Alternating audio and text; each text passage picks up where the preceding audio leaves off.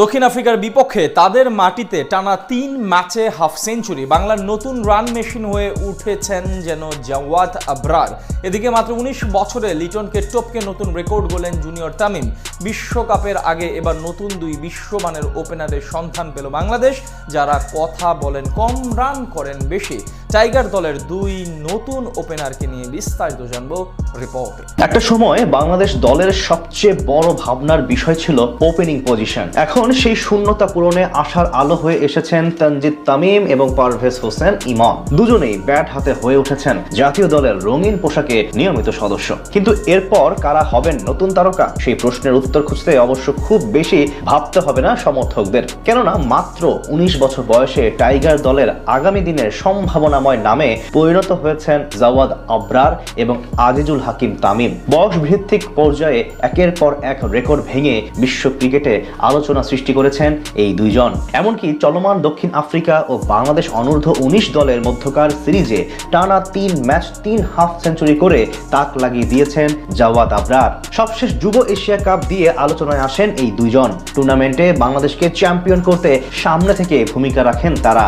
এরপর থেকেই ব্যাট হাতে দারুণভাবে প্রমাণ করে চলেছেন জাওয়াদ এবং তামিম। বিশেষ করে বয়স ভিত্তিক পর্যায় থেকেই তাদের ভয় ডরহীন অ্যাপ্রোচ এবং বড় রান করার মানসিকতা আলাদাভাবেই নজর কাড়ে সবার। সেই ধারাবাহিকতা বজায় রেখেছেন চলমান প্রোটিয়া সিরিজেও, যেখানে প্রথম ম্যাচে ৬১ বলে ৭০ রানের দুর্দান্ত ইনিংস উপহার দেন আবরার।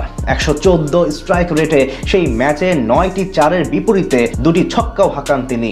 এরপরে ম্যাচে আবারও বড় রান করেন এই ব্যাটার। দ্বিতীয় ওয়ানডেতে তার ব্যাট থেকে আসে ৫৩ বলে ৫৭ রান, অর্থাৎ ৫০ ওভারের ম্যাচেও স্ট্রাইক রেট ঠিক রেখে ব্যাট করার সামর্থ্য রয়েছে আবরারের। ফলস্বরূপ মঙ্গলবার তৃতীয় ম্যাচে খেলেন ৫৮ বলে ৬৭ রানের আরও একটি নান্দনিক ইনিংস। এছাড়া টি-২০ ফরম্যাটে বেশ উজ্জ্বল এই ডান হাতে ব্যাটার এখন পর্যন্ত ৪ ম্যাচ খেলে ১০৭ রান করেছেন ১৩২ স্ট্রাইক রেটে। তার মতোই ব্যাট হাতে ধারাবাহিক যুব দলের অধিনায়ক আজিজুল হাকিম তামিম। গত যুব এশিয়া কাপে সেরা ব্যাটার হওয়ার পাশাপাশি মাত্র ১৯ বছর বয়সে ভাঙছেন একের পর এক রেকর্ড। ইতিমধ্যে লিটনকে ছাড়িয়ে গড়েছেন নতুন ইতিহাস।